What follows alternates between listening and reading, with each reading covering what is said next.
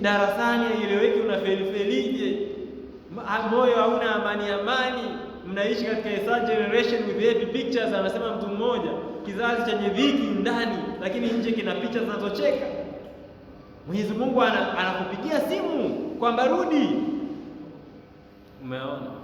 Usiporudi mambo yanazidi kuwa magumu. Nashangaa mtu ndoa yake haieleweki.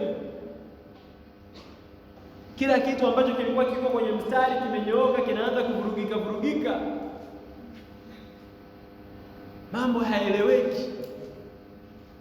Sasa pokea ile simu. Tuko sasa, mwanangu mlezi, nimesikia watu waliojitengeneza walipogundua hii siri, wakamwambia Mwenyezi Mungu, naomba mimi wewe unanipigia simu mwanangu mlezi.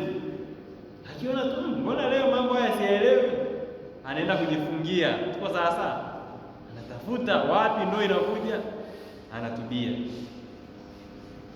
Kwa hiyo istighfar maana yake inatokana mzizi wa neno ambao maana yake ni chenye kufunika, yaani kuwa kizuizi baina ya miale ya moto wa madhambi na familia unayoitaka, imani unayoitaka na maisha kwa ujumla.